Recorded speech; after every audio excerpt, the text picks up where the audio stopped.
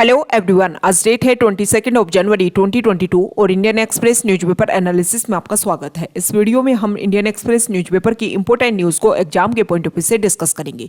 नीचे description box में Telegram channel Volcano IAS academy का लिंक दिया हुआ है। आप Telegram channel Volcano IAS academy के साथ में जुड़ सकते हैं। वहां पर हर exam means UPSC, state PCS and other exams के पॉइंट ऑफ व्यू से काफी इंपॉर्टेंट इन्फॉर्मेशन आप सभी के साथ में शेयर की जाती है।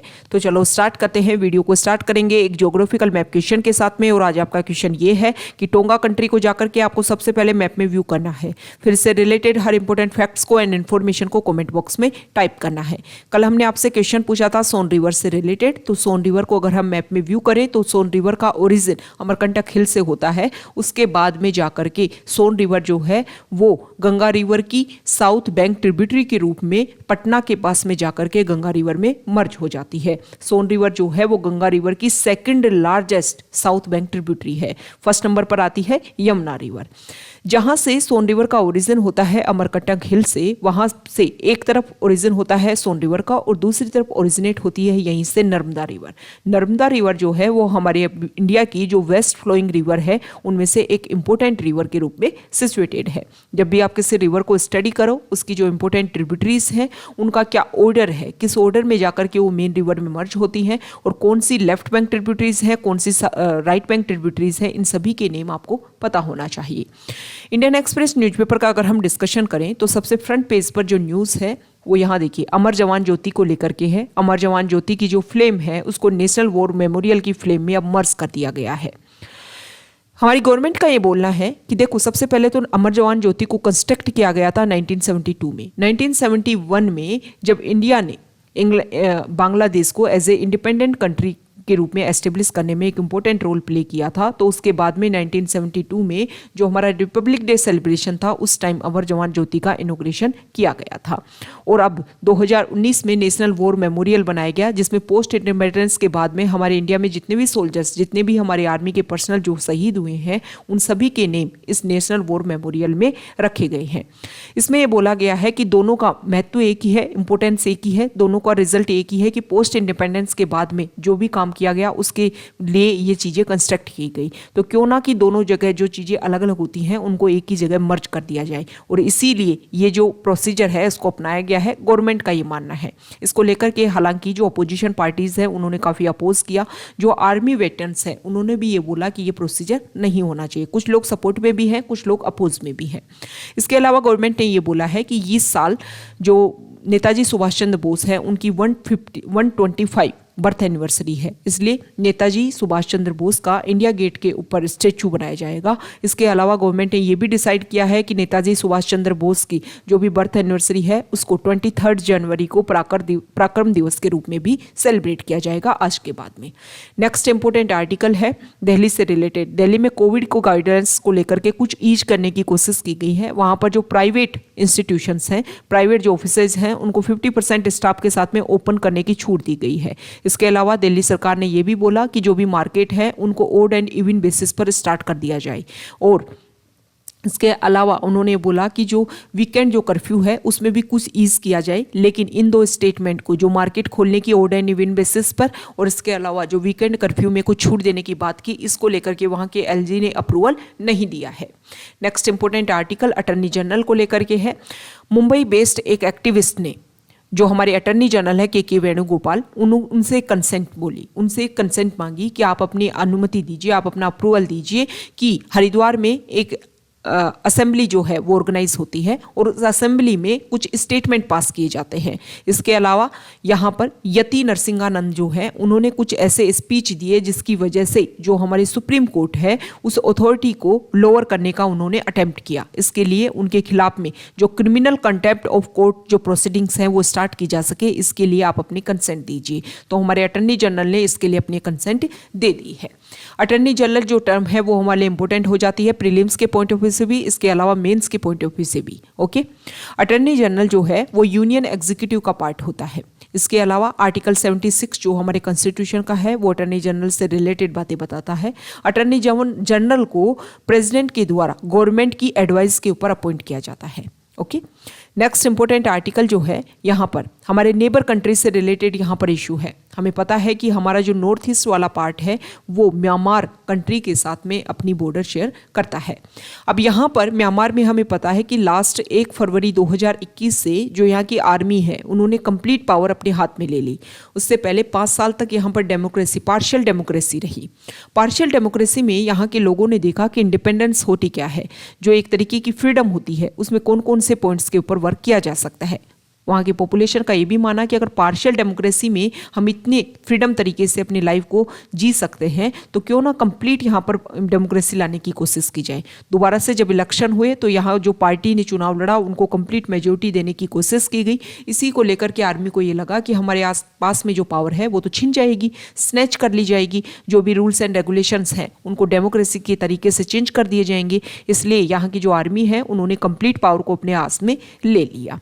अब इसको लेकर के ये देखने को मिल रहा है कि वहाँ की जो पॉपुलेशन है, वहाँ के जो लोग हैं, पीपल जो हैं, उनका आर्मी के साथ में रेगुलर क्लैश चल रहा है। इसीलिए हमारे बॉर्डर एरियाज में जो भी वहाँ के लोग हैं वो इंडिया के नॉर्थ ईस्ट वाले स्टेट से इंडिया में रिफ्यूजी के रूप में एंटर कर रहे हैं। स्पेसिफिक अगर हम देखें तो जो हमारा मिजोरम स्टेट है वहाँ से ज़्यादा जो लोग हैं वो इंडिया में एंटर कर रहे हैं।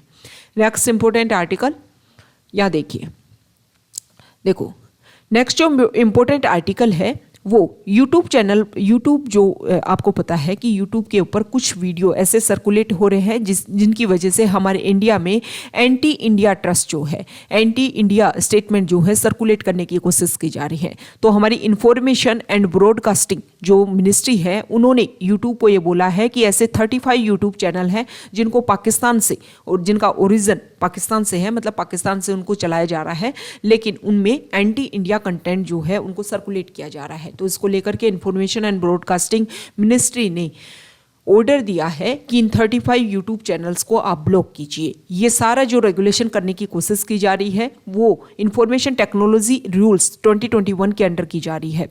इन रूल्स में ये बोला गया था कि जो भी इंटरमीडिएरीज प्लेटफॉर्म के रूप में जो भी सोशल मीडिया प्लेटफॉर्म्स हैं उनके ऊपर ये जिम्मेदारी है कि उनके ऊपर कुछ भी इस तरीके का कंटेंट सर्कुलेट ना हो जिसकी वजह से जो हमारी कंट्री है उसकी इंटीग्रिटी को, उसके लॉ एंड ऑर्डर को नुकसान हो सके।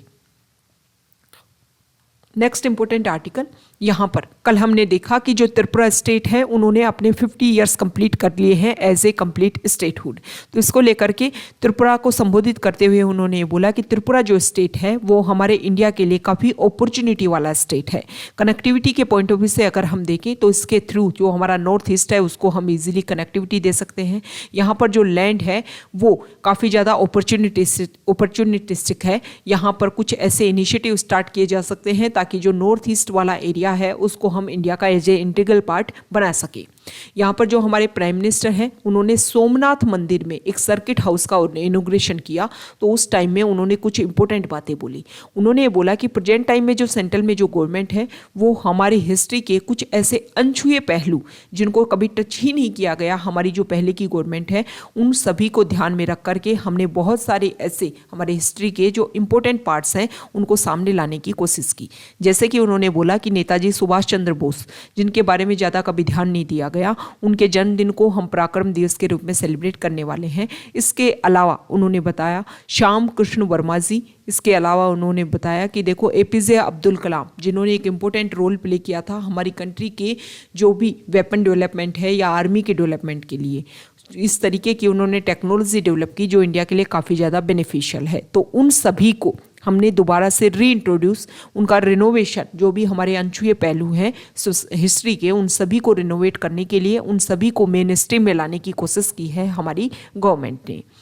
नेक्स्ट इंपॉर्टेंट न्यूज़ देखो, यहाँ पर जो आर्टिकल है वो टेरी जो हमारा ऑर्गेनाइजेशन है earth science and climate change, TERI के जो फेलो एंड प्रोग्राम डायरेक्टर है आर रश्मि, ठीक है, इनके साथ में एक लाइव सेशन हुआ, ठीक।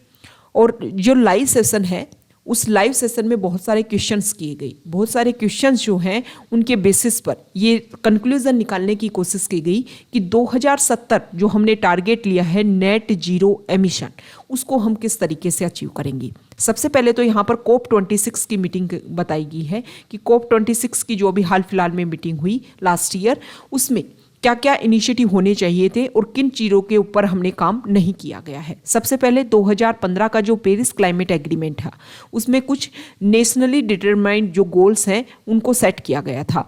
अब ये माना गया था कि 2021 में जो भी COP26 की मीटिंग होगी उसमें इनको दोबारा से रिवाइज्ड किया जाएगा। मतलब जिनको अचीव किया गया उनको मान करके उनके बेसिस पर कुछ नए टारगेट बिठाए जाएंगे, लेकिन ऐसा इसमें कुछ भी सामने नहीं आया।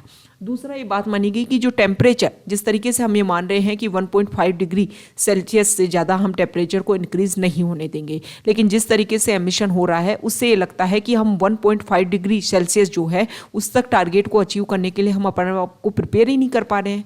तो जब तक प्रिपेयर ही नहीं कर पाएंगे जो टेम्परेचर है वो तो इंक्रीज होता रहेगा। अभी IPCC की जो रिपोर्ट आई लास्ट ईयर उसमें हमने ये देखा कि हमारी जो अर्थ के बहुत सारे पार्ट ऐसे हैं जिनका टेम्परेचर बहुत ज़्यादा इंक्रीज हो चुका है।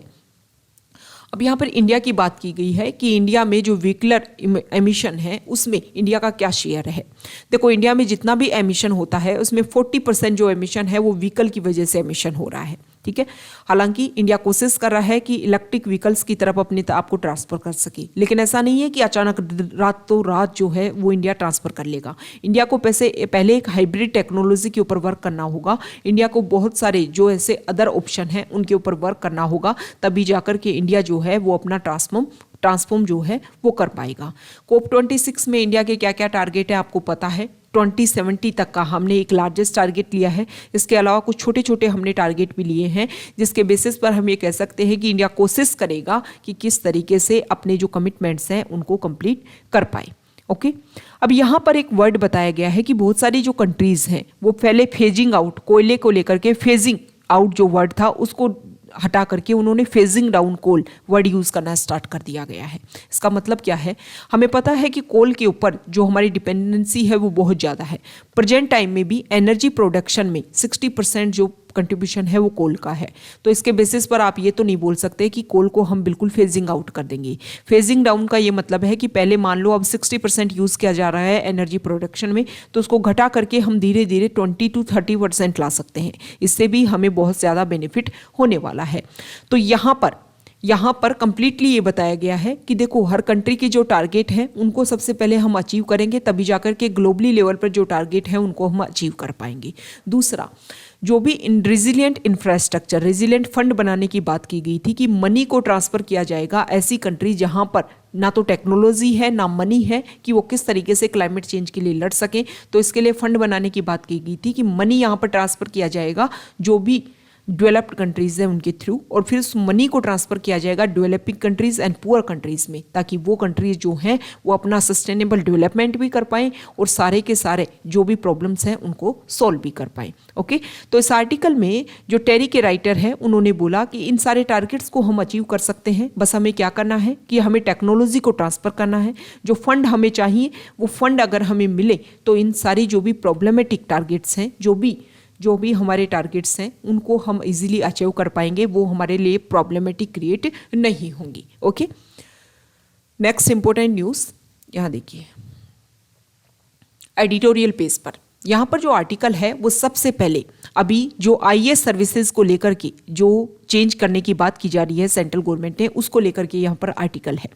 पहले क्या था कि देखो, सबसे पहले तो ये बताया गया है कि जो हमारी सेंट्रल गवर्नमेंट है वो प्रेजेंट टाइम में सेंटर और स्टेट के जो रिलेशंस हैं उनको एक तरीके से डाइल्यूट करने की कोशिश कर रही है, और ये उनका एक नया पॉइंट है जिसके बेसिस पर ये माना जा सकता है कि फेडरलिज्म जो एक तरीके से हमारी कॉन्स्टिट्यूशन का एक बेसिक फीचर है उसको डाइल्यूट करने की फिर से कोशिश की जा रही है। इसमें बताया गया है कि IAS रूल्स जो हैं 1954, उनमें 1969 में एक रूल जोड़ा जाता है कि जो भी हमें पता है कि जो भी हमारे ऑफिसर्स हैं सेंट्रल गवर्नमेंट ऑफिसर्स, ठीक है, उन सभी को अपॉइंट किया जाता है सेंटर के द्वारा। उसके बाद में उनको कैडर बेसिस पर स्टेट दे दिया जाता है, स्टेट में उनको बांट दिया जाता है। इसके बाद में क्या होता है कि सेंट्रल गवर्नमेंट जो है उनको अपने काम के लिए ऑफिसर्स की जरूरत होती है, तो वो फिर इन स्टेट से इन कैडर बेसिस पर ऑफिसर्स को अपने यहाँ पर डेपुटेशन पे बुलाते हैं। अब क्या होता है कि पहले क्या रूल थे कि डेपुटेशन पर जब भी सेंट्रल गवर्नमेंट को किसी ऑफिसर को बुलाना होता था तो सेंट्रल गवर्नमेंट उस जिस स्टेट से उनको ऑफिसर चाहिए उस स्टेट गवर्नमेंट और वो जो कंसर्न जो ऑफिसर है उसके साथ में डिस्कशन करके ये रिजल्ट आता था, और इसमें स्टेट गवर्नमेंट का अप्रूवल और उस ऑफिसर का अप्रूवल जरूरी होता था। लेकिन अभी प्रेजेंट टाइम में कुछ डाटा देखने को मिले हैं कि पहले सेंट्रल डेपुटेशन पर जो ऑफिसर आते थे उनकी संख्या ज़्यादा थी, लेकिन प्रेजेंट टाइम में 10% तक ही आने को रह गए हैं। और सेंट्रल गवर्नमेंट जो है जब भी किसी ऑफिसर को सेंटर में आने के लिए बोलती है तो वो उस चीज़ को लेकर के मना करते हैं। अब इस आर्टिकल में ये बताया गया है कि सेंट्रल ने इसलिए चेंज करने की कोशिश की है कि जब हम चाहें जिस ऑफिसर को, जब हम चाहें कि स्टेट को हर साल जो है वो फिक्स करना होगा कि इतने जो हैं इतने ऑफिसर तो आपको सेंटर में भेजने ही होंगे। तो एक तरीके से सेंटर और स्टेट के जो रिलेशन है उनको डाइल्यूट करने की कोशिश की जा रही है। हालांकि इस आर्टिकल में ये भी बताया गया है कि प्रॉब्लम क्या है, ऑफिसर क्यों नहीं आना चाहते सेंटर में, वो जो प्रॉब्लम है अगर उसके सॉल्यूशन पर हम वर्क करें तो इस प्रॉब्लम को तो हम इजीली सोल्व कर लेंगे। अब प्रॉब्लम ये है कि प्रेजेंट टाइम में हम ये देख रहे हैं कि जो ऑफिसर है उनको स्टेट में ज़्यादा फ्रीडम मिलती है, वो अपने अकॉर्डिंग वर्क कर पाते हैं, वो अपने ऊपर डिपेंडेंट रहते हैं, उनको जब मोर एरिया उनके लिए खुले हुए हैं जहाँ पर वो और ज़्यादा तरीके से काम करते हैं, तो उनको लगता है कि सेंट्रल में अगर मैं जाऊँगा तो सेंटर की जो अथॉरिटी है उसके अकॉर्डिंग काम करना होगा, जो हमारी फ्रीडम है उसके अकॉर्डिंग मैं काम नहीं कर पाऊंगा। तो ये मेजर रीज़न है। दूसरा कारण ये है कि जो लेटरल एंट्रीज जो मेजर पोस्ट के ऊपर जो लेटरल एंट्रीज की जा रही हैं प्रेजेंट टाइम में, इसके बेसिस पर भी जो भी हमारे ऑफिसर्स हैं उनको ये लगता है कि जो भी इंपॉर्टेंट पोस्ट जो हैं उनको तो लेटरल एंट्रीज के थ्रू भर दिया जाएगा, फिर मतलब क्या है वहाँ पर जाकर के वर्क करने का। तो यही कारण है, अगर इन पॉइंट्स के ऊपर हम वर्क करें तो ये जो भी प्रॉब्लम है उसको सॉल्व किया जा सकता है। नेक्स्ट इंपॉर्टेंट आर्टिकल यहाँ पर अभी हमारी जो एनवायरमेंट मिनिस्ट्री है उन्होंने बोला कि जो स्टेट की एनवायरमेंट इम्पैक्ट असेसमेंट जो अथॉरिटी है उनको कुछ उन्होंने कंसेशन देने की कोशिश की। उन्होंने बोला कि जो भी स्टेट किसी भी प्रोजेक्ट को जितना जल्दी पास करेगा उसके बेसिस पर उसको रेटिंग्स दी जाएगी, और रेटिंग्स के बेसिस पर उसको 3 स्टार 5 स्टार स्टेट में डिक्लेयर किया जाएगा, और फिर सेंट्रल से उनको ज़्यादा से ज़्यादा मनी ट्रांसफ़र करने की कोशिश की जाएगी। अब इस आर्टिकल में ये बताया गया है कि सुप्रीम कोर्ट में बहुत सारे ऑर्डर अभी तक पास हुए हैं, और सुप्रीम कोर्ट में ये बोला गया लाइफ जो है वो आपका एक बेसिक फंडामेंटल राइट है, मतलब एक सिक्योर लाइफ हो, एक अच्छी लाइफ हो, ये आपका फंडामेंटल राइट है। ओके, अब आप बोल रहे हो स्टेट को कि जो जितना जल्दी अप्रूवल करेगा किसी प्रोजेक्ट को वो जो स्टेट है उसको ज़्यादा रेटिंग्स दी जाएगी। इससे क्या होगा कि जो स्टेट है वो तो बिना देखे ही, बिना उसमें जो लूप होल्स हैं उनको देखे ही जल्दी से जल्दी पास करने की कोशिश करेंगे। हालांकि हमें पता है कि जो ब्यूरोक्रेसी है, जो हमारा एडमिनिस्ट्रेशन है, वहाँ पर जब इस तरीके के प्रोजेक्ट फंस जाते हैं तो उनका रिजल्ट आने में देरी होती है। तो उसके लिए हम क्या करना चाहिए कि जो भी हमारी प्रॉब्लम है, जो भी हमारी ब्यूरोक्रेसी में प्रॉब्लम है, हमारे जो डिपार्टमेंट है उनमें प्रॉब्लम है, तो वहाँ पर जो रेड टेपीज में है उसको हमें सोल्व करने की कोशिश करनी चाहिए, ना कि एक बोलना चाहिए कि जल्दी से जल्दी प्रोजेक्ट को पास करो। अब प्रोजेक्ट को अगर आपने पास किया तो मान लो कोई रेलवे कंस्ट्रक्शन लाइन है या फिर कोई माइनिंग को लेकर के कोई इशू है, इस तरीके के जो प्रोजेक्ट है अगर उनको एनवायरमेंट इम्पैक्ट असेसमेट के बिना ही अप्रूवल दे दिया गया तो उसकी वजह से क्या होगा, जो हमारे नेचुरल रिसोर्सेज हैं वो डाइल्यूट होंगे, इसके अलावा जो हमारी पॉपुलेशन है उनको नुकसान होगा। तो इसकी जगह पर हमें क्या करना चाहिए, हमें ये करना चाहिए कि जो हमारे प्रोसीजर है उसको बेहतरीन बनाना चाहिए। जो भी हमारे डिपार्टमेंट है उनको बोलना चाहिए कि हाँ प्रोसीजर को जल्दी करो, लेकिन एनवायरमेंट इम्पैक्ट असेसमेंट जो है वो बेहतरीन तरीके से इंप्लीमेंट होना चाहिए। जो भी अप्रूवल आए, जो भी आपके पास में नया इनिशिएटिव आए, नया प्रोजेक्ट आए, तो उसका कंप्लीट एक तरीके से सर्वे होना चाहिए हर एरिया पर। ऐसा नहीं है कि सिर्फ अभी हमने देखा कि केरला में जो सिल्वर लाइन प्रोजेक्ट जो बनाया जा रहा है उसको लेकर के एरियल सर्वे करवा दिया गया और बेसिक लेवल पर, मतलब ग्राउंड लेवल पर जाकर के उसको लेकर के कोई रिव्यू ही नहीं किया। तो उससे क्या पता चलेगा, आपको पता ही नहीं चलेगा किस चीज़ को आप डाइल्यूट कर रहे हो, किस चीज़ को आप खत्म कर रहे हो, किस चीज़ पर आप एनक्रोच कर रहे हो, तो उससे रिजल्ट ही नहीं आएंगे। अभी कुछ टाइम पहले लास्ट ईयर हमने ये देखा कि जो हमारी ministry of environment and forest ministry जो है, उन्होंने एक इम्पोर्टेंट स्टेटमेंट दिया कि हमने बहुत सारे ऐसे प्रोजेक्ट हैं जिनको पहले अप्रूवल करने में ज़्यादा टाइम लग रहा था, उसको हमने 150 से 90 डेज़ के अंदर अंदर जो है लास्ट 2 साल में बहुत सारे प्रोजेक्ट को पास किया।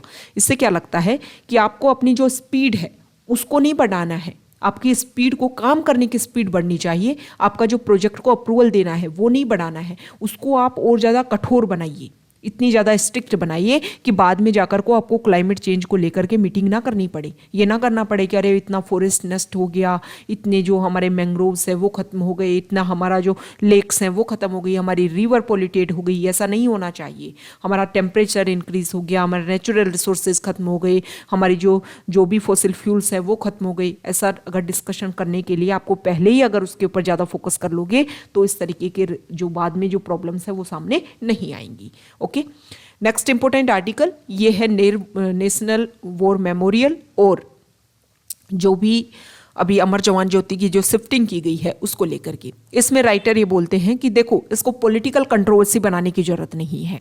इसमें ये बोला गया है कि 1971 में जब अमर जवान ज्योति को कंस्ट्रक्ट किया गया था उसमें आपको पता है अमर जवान ज्योति किस तरीके से बनी हुई है। वहां पर एक यहाँ पर एक देखो ऐसे इस तरीके से वहां पर एक गन लगा रखी है और उसके ऊपर एक हेलमेट, वो टाइम में जो हेलमेट यूज किया जाता है हमारे सोल्जर्स के द्वारा वो उसके ऊपर लगा रखा है। और जो भी हमारे अननोन वॉरियर्स हैं उनको डेडिकेटेड किया गया था। ठीक है, और नेशनल वॉर मेमोरियल जो है उनमें 26,000 समथिंग जो नंबर्स हैं उनके सभी के नाम लिखे हुए हैं। तो यहाँ पर राइटर का ये मानना है कि देखो यहाँ पर हमने इसीलिए इसको लगाया था कि 1971 में या फिर पोस्ट इंडिपेंडेंस के बाद में हमारे जो भी सोल्जर्स हैं जिन्होंने इंपॉर्टेंट रोल प्ले किया हमारी कंट्री के सिक्योरिटी के लिए, उन सभी को डेडिकेटेड करते हुए हमने ये प्ले किया था। ओके, लेकिन ये जो नेशनल वॉर मेमोरियल है वहाँ पर सभी के नेम है, तो अगर इसको यहाँ पर ट्रांसफ़र कर दिया जाए तो कोई भी गलती नहीं होनी चाहिए। पहले ही कर देना चाहिए था, क्योंकि जिस जगह ये यहाँ पर जो हमने डेडिकेटेड किया था हमारे सोल्जर्स को, ये वो एरिया है जिसको कॉलोनियल एरिया में या फिर ब्रिटिश रूलर्स के टाइम में उनको बनाया गया था। यहाँ पर जो है वो हमारी खुद की इंडिया की जो खुद की इंटीग्रिटी है, उनका खुद का जो एक तरीके से मेक ओवर है हमारे सोल्जर्स के लिए, जो ट्रिब्यूट है वो शो करती है नेशनल वॉर मेमोरियल। तो इसमें राइटर का ये मानना है कि अगर इसको यहाँ पर ट्रांसफ़र कर दिया गया है तो उसको बेहतरीन माना जाना चाहिए। यहाँ पर जो आर्टिकल है वो क्लाइमेट चेंज और क्वेड ग्रुप को लेकर के है। ओके, 2004 में जब सुनामी आई थी इस वाले एरिया में, हमारे इंडिया के आसपास वाले एरिया में, उसी के टाइम में जो क्वेड ग्रुप है उसका एक तरीके से बेसिक फाउंडेशन रखा गया था। और अभी प्रेजेंट टाइम में क्वेड ग्रुप जो है उसको दोबारा से रिज्यूनेट करने की जरूरत है, क्योंकि प्रेजेंट टाइम में पेंडेमिक चल रहा है। इस आर्टिकल में ये बताया गया है कि जो क्वेड ग्रुप है वो फोकस कर सकता है क्लाइमेट चेंज के ऊपर। अभी लास्ट ईयर जो है वो क्वेड ग्रुप्स के जो भी मेंबर्स हैं उनकी मीटिंग होती है यूएस में, और उसमें बहुत सारे पॉइंट्स के ऊपर डिस्कशन होता है। सबसे मेजर फोकस होता है कोविड जो पेंडेमिक चल रहा है, लेकिन इसके अलावा क्लाइमेट चेंज जैसा जो इशू है उसके ऊपर फोकस किया जा सकता है। हमें पता है ऑस्ट्रेलिया, जापान, यूएस जो है वो अपने आप में बेहतरीन है, उनके पास टेक्नोलॉजी भी है, मनी भी है, वो अपने आप को डेवलप कर सकते हैं। अब यहाँ पर जो क्वेड ग्रुप के 3 मेंबर्स हैं अगर वो फोकस करें इंडो पैसिफिक रीजन में, इसके अलावा यहाँ पर क्लाइमेट चेंज जो इशू है उसके ऊपर, क्योंकि आईपीसीसी की जो हमने रिपोर्ट शो की उसमें ये देखा कि इंडिया के आसपास वाला जो सी रीजन है उसका टेम्परेचर काफ़ी ज़्यादा इंक्रीज हो रहा है अदर लेवल से कंपैरिजन अगर हम करें तो इसके लिए फोकस करने की आवश्यकता है। और क्वेड ग्रुप जो है वो अपने यहाँ पर से मनी को, ट्रांसफर को, जो भी टेक्नोलॉजी है, इन्वेस्टमेंट्स को अगर इसको लेकर के यहाँ पर इस एरिया में फोकस करें इंडो पैसिफिक वाले एरिया में, तो यहाँ पर एनर्जी ट्रांजिशन हो सकता है, इजीली यहाँ पर बहुत सारे सपोर्ट मिल सकते हैं। नेक्स्ट इंपॉर्टेंट आर्टिकल है यहाँ पर सबसे पहले बताया गया है कि प्रेजेंट टाइम में अगर हम देखें तो हमारे इंडिया का जो बॉर्डर, इंडिया के मैप को अगर आप व्यू करोगे तो इस तरीके से इंडिया का जो मैप है वो यहाँ पर देखो बनाने की कोशिश की जा रही है एक तरीके से।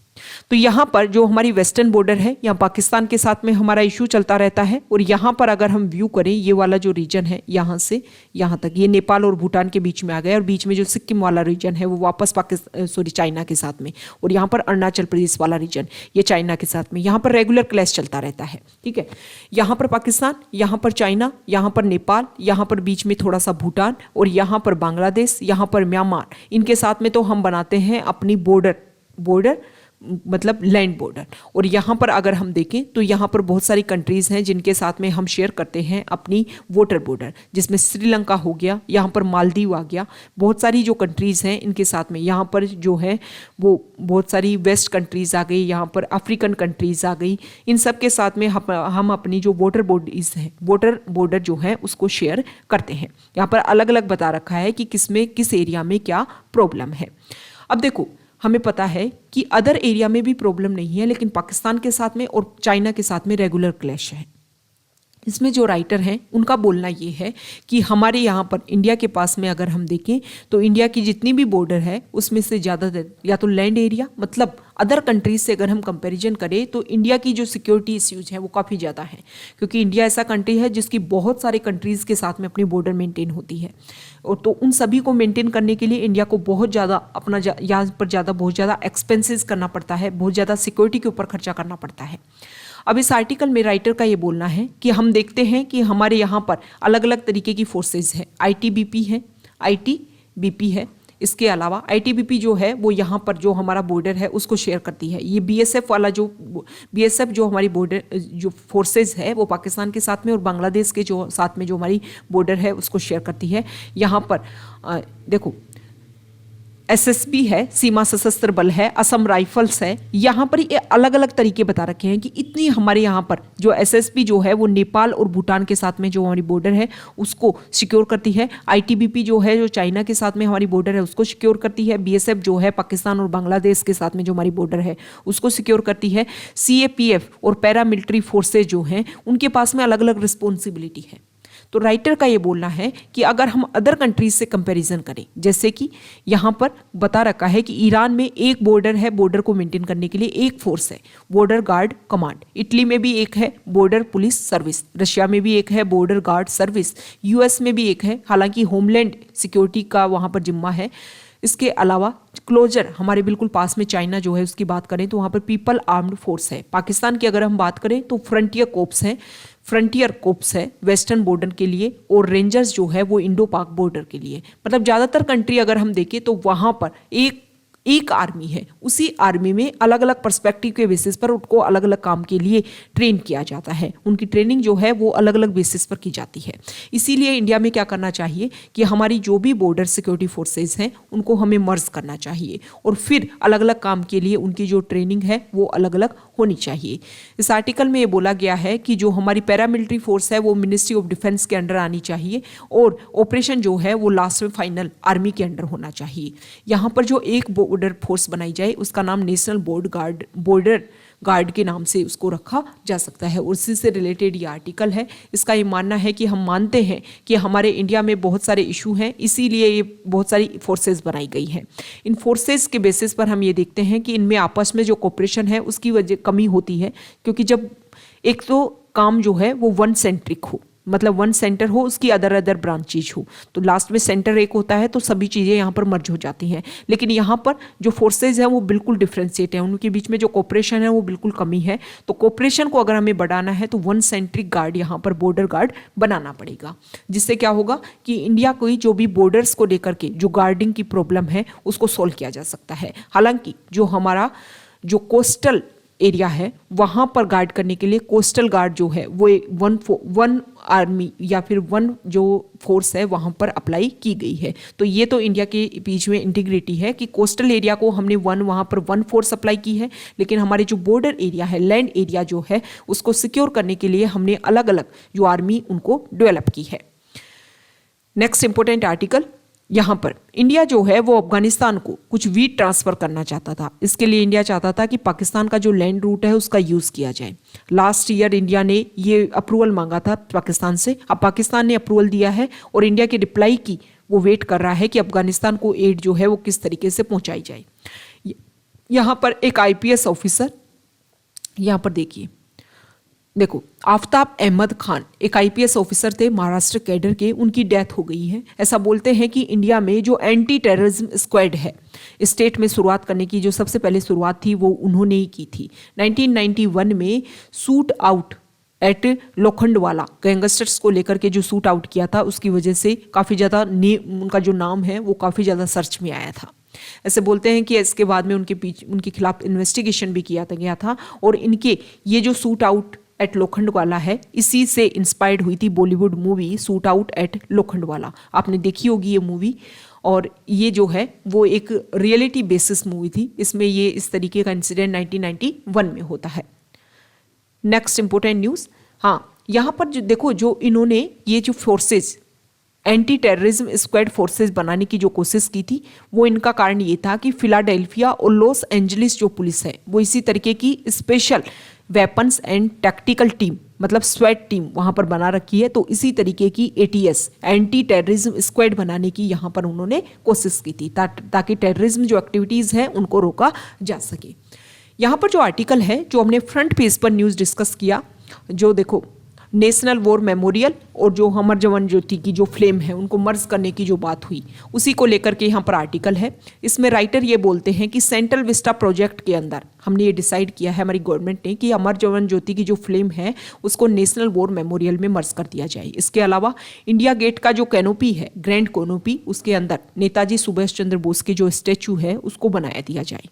अब यहाँ पर अगर हम बात करें सबसे पहले अमर जवान ज्योति की, तो अमर जवान ज्योति जो है उसको रिपब्लिक डे 1972 में हमारी प्राइम मिनिस्टर इंदिरा गांधी के द्वारा इसको शुरुआत किया गया था। 1971 में बांग्लादेश को as a independent country establish करने में जो हमने हेल्प की थी, उसी विक्ट्री के सेलिब्रेशन में अमर जवान ज्योति को इनोग्रेट किया गया था।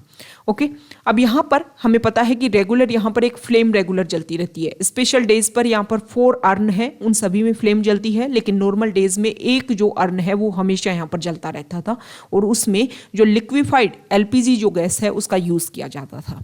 अब गवर्नमेंट का ये मानना है कि देखो नेशनल वॉर मेमोरियल जिसको 2019 में स्टार्ट किया गया, वहां पर भी रेगुलर इस तरीके की फ्लेम चलती रहती है और अमर जवान ज्योति में भी। तो दोनों जो फ्लेम है उनको मर्ज करने की बात की गई कि काम दोनों का एक ही है, तो क्यों ना दोनों को एक जगह ट्रांसफर कर दिया जाए।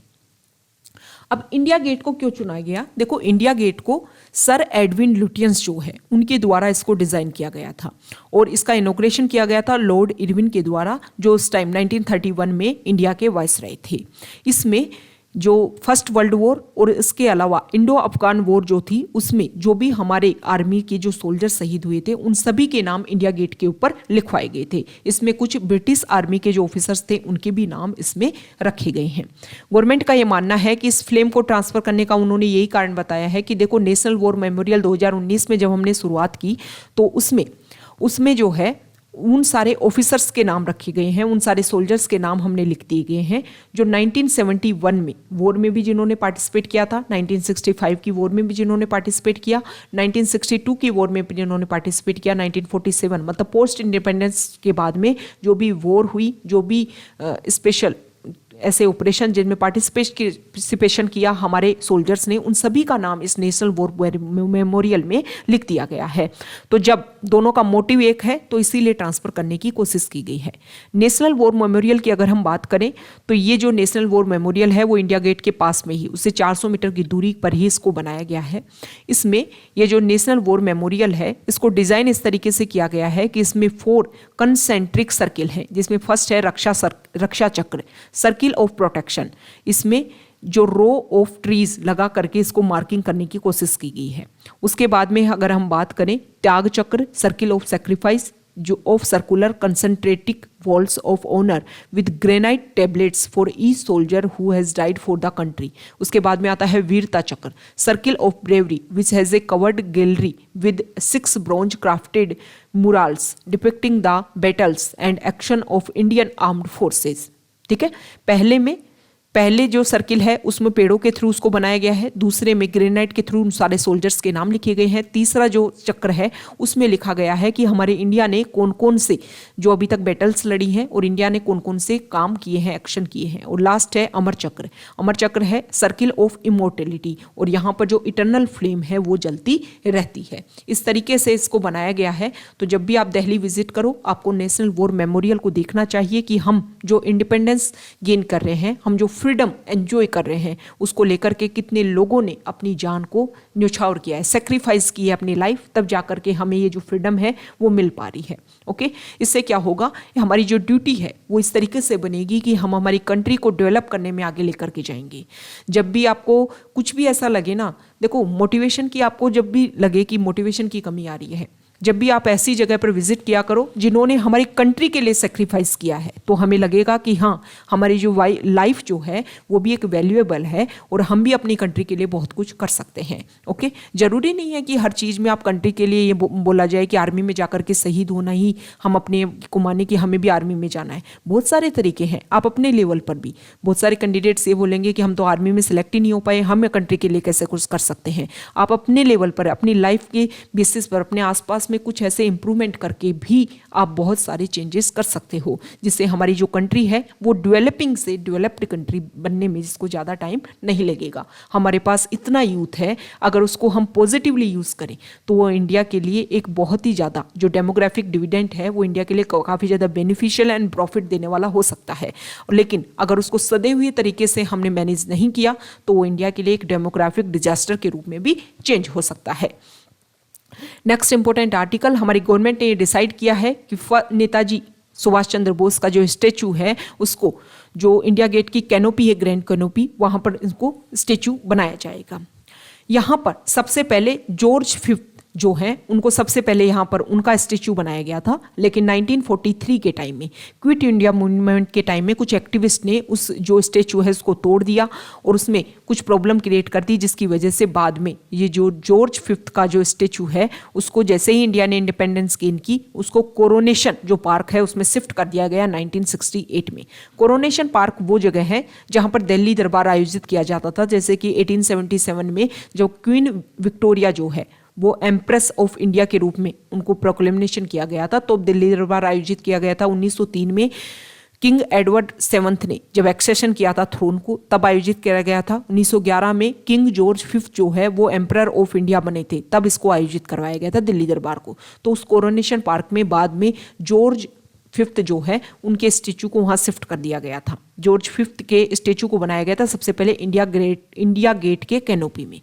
अब उसके बाद में 1968 में जब उसको वहाँ से ट्रांसफ़र कर दिया गया, उसके बाद में बार बार ये इस तरीके की आवाज़ें उठी कि देखो यहाँ पर हमें महात्मा गांधी का स्टेचू बना देना चाहिए या फिर जवाहरलाल नेहरू का बना दिया जाना चाहिए। बाद में बोला गया कि इंदिरा गांधी का स्टेचू यहाँ पर बना दिया जाना चाहिए, लेकिन लंबे टाइम से खाली जगह पड़ी हुई थी उसको लेकर के, इसीलिए ये जो कैनोपी है इसको एम्प्टी कैनोपी के नाम से भी जाने लग गया था। अब यहाँ पर सुभाष चंद्र बोस की जो स्टेचू है उसको बनाया जाएगा और इस साल जो गवर्नमेंट है वो यहाँ पर होलोग्राम को एस्टेब्लिश करेगी।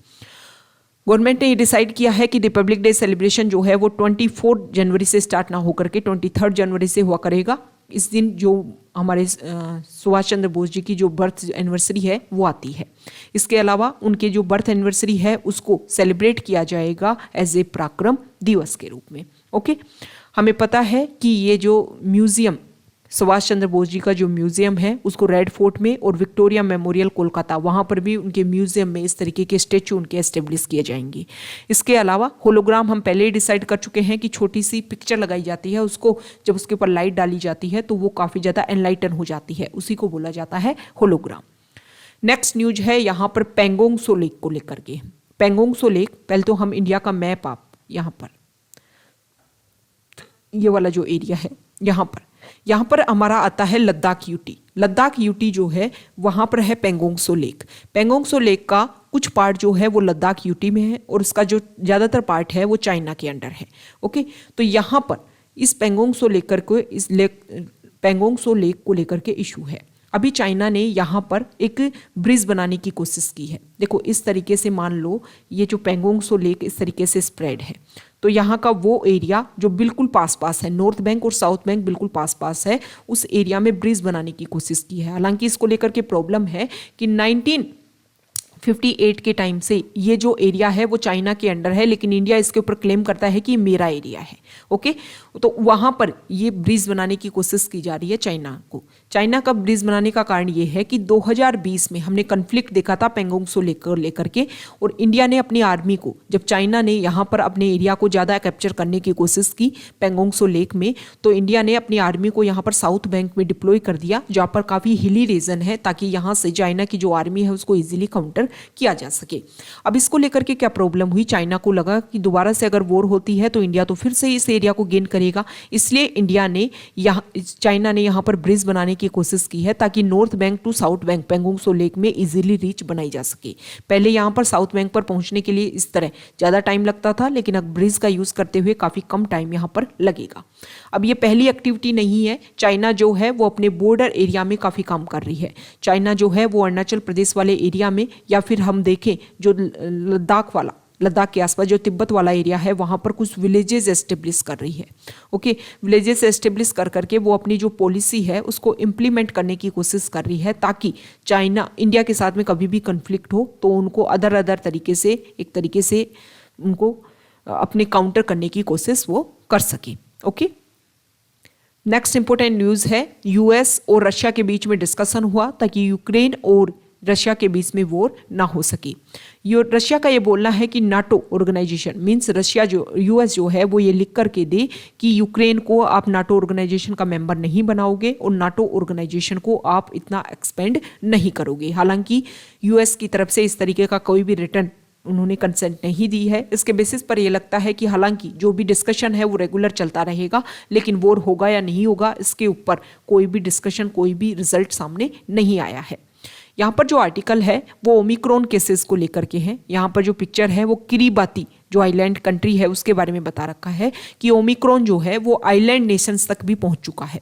किरीबाती की बात बताई गई है कि किरीबाती में जो है वो भी पैसिफिक ओशियन में सिचुएटेड है किरीबाती कंट्री, वहाँ पर भी ओमिक्रॉन के केसेस देखने को मिल रहे हैं। इसके अलावा सोमोआ की बात करें तो वहाँ पर भी, पपुआ न्यू गिनिया में भी इस तरीके के केसेस देखने को मिल रहे हैं। ये सारी बातें जो हमने बताई, ये जो भी कंट्रीज़ के नेम हैं, ये आपको मैप के थ्रू हम व्यू करते हैं। आपको पता होना चाहिए कि कौन से एरिया में ये पड़ते हैं। पैसिफिक ओशियन का जो साउथ पैसिफिक ओशियन है वहाँ पर, ठीक है, यहाँ पर ये छोटे छोटे कंट्री हैं जिसमें ये सोमोआ हो गया, एक सेकेंड, ये सोमोआ कंट्री हो गया, ये किरीबाती हो गया, सोलोमन आइलैंड्स में भी ये पपुआ न्यू गिनिया हो गया, ये पलाऊ छोटा सा कंट्री हो गया। इन सब में यहाँ पर ओमिक्रॉन के नए वेरिएंट, ओमिक्रॉन के केसेस देखने को मिल रहे हैं। तो ये छोटे छोटे जो आइलैंड कंट्री हैं इनके नेम आपको पता होना चाहिए। ज्योग्राफिकल मैप बेसिस जो क्वेश्चन है उसके पॉइंट ऑफ व्यू से ये इंपॉर्टेंट हो गई। यहाँ पर मिस्टर बाइडेन और किशिदा जो जापान के नए प्राइम मिनिस्टर हैं, फ्यूमियो किशिदा, उनके बीच में डिस्कशन हुआ नॉर्थ कोरिया और चाइना को लेकर के। चाइना अपनी जो मिलिट्री वेपन्स है उनको और ज़्यादा इंक्रीज कर रहा है। नॉर्थ कोरिया जो है लास्ट साल 3 साल से सस्पेंशन में था, मतलब कुछ ज़्यादा एक्सपेंड नहीं करने की कोशिश कर रहा था, लेकिन फिर से नॉर्थ कोरिया ने अपने यहाँ पर बैलिस्टिक मिसाइल की जो टेस्ट है उसको किया है। तो इसको लेकर के डिस्कशन हुआ, लेकिन व्हाइट हाउस की तरफ से बोला गया है कि अभी यूक्रेन और रशिया के बीच में जो इशू है उसके ऊपर डिस्कशन हुआ है दोनों कंट्रीज़ के बीच में, और जो पेंडेमिक है उसके बीच में डिस्कशन हुआ उसके ऊपर। यहाँ पर यूएस जो है वो स्टेम, उन्होंने एक नया इनिशिएटिव स्टार्ट किया था कि पूरे वर्ल्ड में जो भी बेस्ट माइंड है उनको science, technology, engineering and maths के जो स्टूडेंट्स हैं उनको यूएस की तरफ अट्रैक्ट किया जाए। और ये जो स्टेम स्कीम है इसमें उन्होंने बोला कि 22 न्यू फील्ड्स ऑफ स्टडी जो हैं वो इसी स्कीम के तहत दी जाएंगी उन सारे स्टूडेंट्स को जो यूएस में आते हैं, यूएस में आकर के स्टडी करते हैं, इसके अलावा रिसर्च यहाँ पर करते हैं, तो उन सारे स्टूडेंट्स को ये सारी स्टडी करने का और अप्रूवल मिलेगा। नेक्स्ट इंपॉर्टेंट न्यूज़ है, तालिबान जो है वो नॉर्वे कंट्री में नेक्स्ट वीक में जाएगा। यहाँ पर डिस्कशन होगा कि किस तरीके से अफगानिस्तान में जो इशू हैं उनको सोल्व किया जा सकता है। नॉर्वे की जो फॉरेन मिनिस्ट्री है उन्होंने स्टेटमेंट दिया कि हमने ही बुलाया है तालिबान को यहाँ पर, उनके डेलीगेशन को।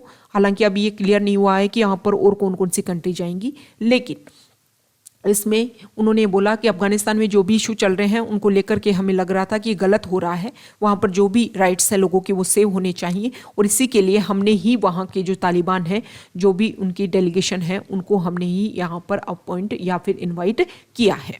ओके, तो ये आज का हमारा इंडियन एक्सप्रेस न्यूज़पेपर का डिस्कशन था। अगर आप यहाँ तक आए हैं, वीडियो आपको अच्छा लगा है तो प्लीज़ वीडियो को लाइक कीजिए, शेयर कीजिए और चैनल को सब्सक्राइब कीजिए। Okay, thank you.